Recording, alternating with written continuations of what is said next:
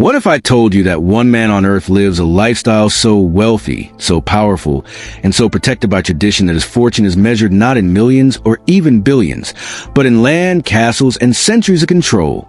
Today, we enter the hidden world of King Charles III, a man whose wealth is not just money, but history itself.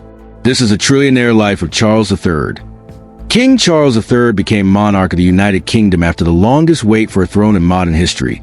And when he finally took his place as king, he did not inherit just a crown. He inherited an empire of property, influence, and assets built over more than 1,000 years. Unlike tech billionaires who create wealth in one lifetime, Charles inherited wealth created by generations of monarchs, turning him into one of the most quietly powerful figures on earth. The true scale of King Charles's wealth is difficult to calculate because much of it is not held like normal private money. Instead, it exists in the form of estates, palaces, lands, and royal institutions. The Crown Estate alone controls vast areas of land across the United Kingdom, including valuable properties in London, countryside farmland, and coastal waters, producing billions in revenue over time. Then there's the Duchy of Lancaster, a private estate that belongs directly to the monarch. This estate includes thousands of acres of land, historic castles, commercial buildings, and farmland spread across England and Wales. It generates millions in annual income, which goes directly to the king to fund royal duties and his personal household. In addition to this, is the Duchy of Cornwall, traditionally passed to the heir to the throne. When Charles became king, this estate was transferred to his son, but remains part of the wider royal financial system that keeps the monarchy wealthy and independent. What makes King Charles's lifestyle appear trillionaire level is not his bank account, but his access. He lives in palaces that would cost billions to build today, including Buckingham Palace, Windsor Castle, and Balmoral in Scotland. These are not just homes. They are fortified luxury cities with staff, security, art collections, and priceless historical value. The art collection alone owned by the royal family is considered one of the greatest collections on earth, containing priceless paintings, jewels, and artifacts that cannot be sold on the open market. These include works by famous artists, rare manuscripts, and royal treasures accumulated over centuries of conquest, diplomacy, and inheritance. King Charles does not need to buy luxury cars, jets, or yachts like modern billionaires, because entire fleets already exist for royal use. He travels in custom royal aircraft, armored vehicles, and royal trains built specifically for the monarchy, funded by public systems and royal estates. His clothing is custom-tailored, his meals are prepared by royal chefs, and his homes are maintained by hundreds of staff, making daily life resemble that of a historic emperor more than a modern businessman. Yet what truly separates Charles from ordinary wealthy people is power over land. The British monarchy owns or controls enormous sections of land across the UK, including urban districts in London, rural farmland, and coastal zones used for energy projects. This means income flows not just from tradition, but from modern business, including renewable energy and commercial leasing. Charles also benefits from tax structures unique to the monarchy. While he voluntarily pays certain taxes, much of the royal wealth exists under legal systems designed specifically for the crown, making it almost impossible to compare his fortune to a normal billionaire. Beyond money, King Charles's real wealth is influence. He is head of state, head of the Church of England, and a symbol of the British nation. His presence affects diplomacy, tourism, and global perception. Entire industries profit from royal branding, from souvenirs to state events to international ceremonies. Royal events such as coronations, weddings, and state visits generate massive global media attention, translating into billions in tourism and publicity value for the United Kingdom. In this sense, Charles is not just wealthy, he is a walking national asset. Charles's lifestyle is also protected by security systems most people will never experience. Entire police units, intelligence agencies, and military forces exist to protect him and the monarchy. His safety is considered a matter of national stability. Unlike celebrities who can lose fame, Charles's role is permanent. He does not campaign for his position, he inherits it. His wealth is therefore tied not to market success, but to political continuity and history. Despite this unimaginable lifestyle, Charles is known for having personal interests that appear simple compared to his surroundings. He has long promoted environmental protection, organic farming, and sustainable living. His estates include eco-friendly farming projects and conservation programs, blending ancient wealth with modern concerns. This contrast creates a strange image of a man living in gold-lined palaces while advocating green policies and modest living, a reminder that royal power exists in a world completely different from ordinary citizens. The monarchy also controls valuable offshore assets and historic rights, including fishing zones, seabeds, and energy resources around the British Isles. These assets are becoming even more valuable in the age of renewable energy, making royal wealth not just historical but future-focused. Some critics argue that such wealth is outdated and unfair in a modern democracy, while supporters believe the monarchy brings stability, tourism, and global prestige.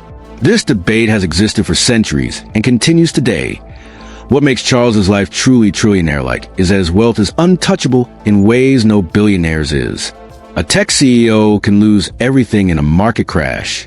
A king's wealth is protected by law, tradition, and the state itself. His daily routine includes official meetings, state ceremonies, and symbolic duties that connect him to global leaders, giving him influence that no private billionaire can replicate in many ways. Charles does not live like a man with money. He lives like an institution. His home is a palace, his job is tradition, and his lifestyle is shaped by centuries of protocol.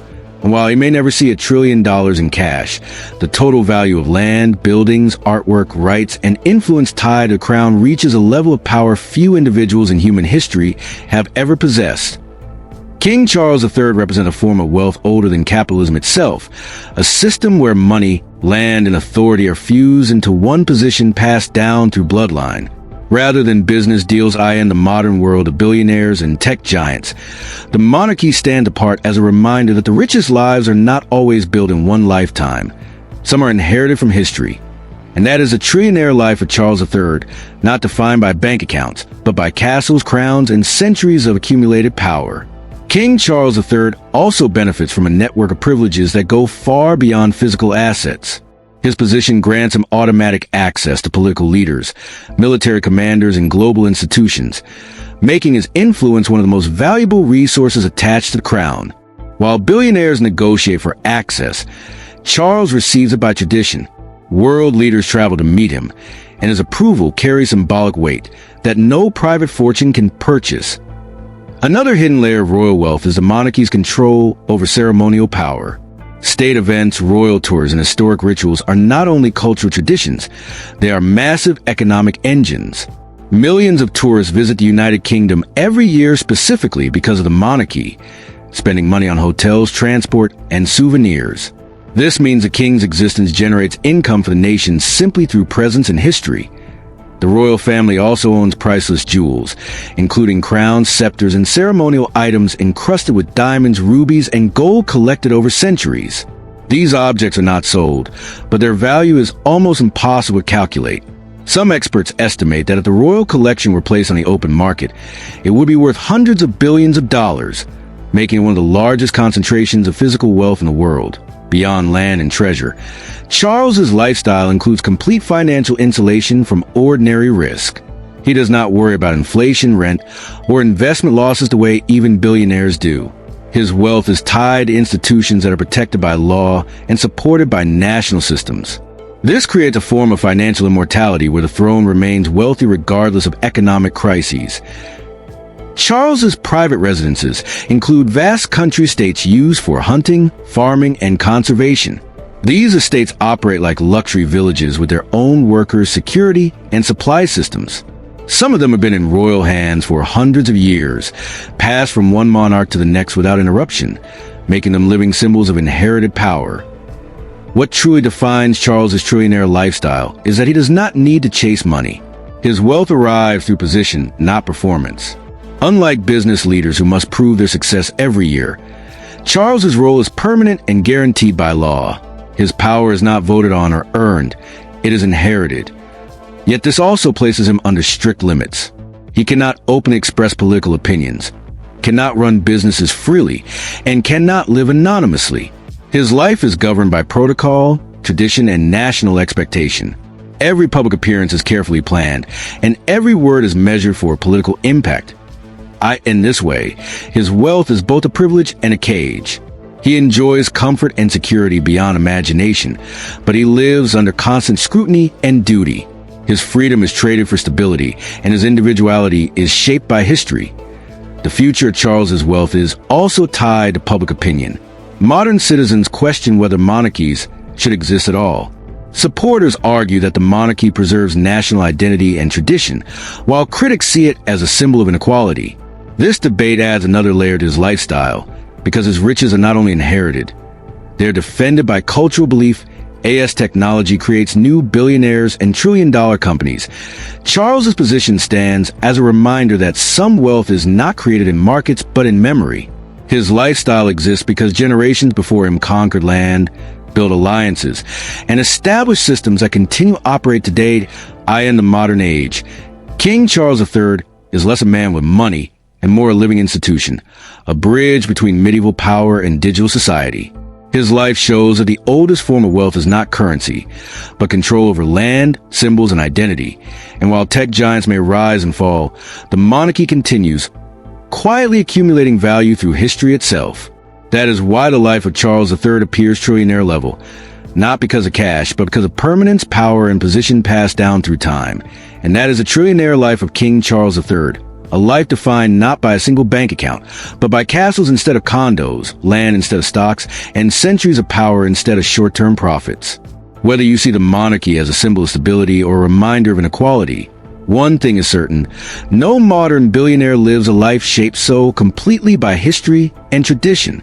If you enjoyed this deep dive into royal wealth and hidden power, make sure to like this video, share it with anyone fascinated by kings and billionaires, and subscribe to the channel for more untold stories of luxury, influence, and the world's most powerful families.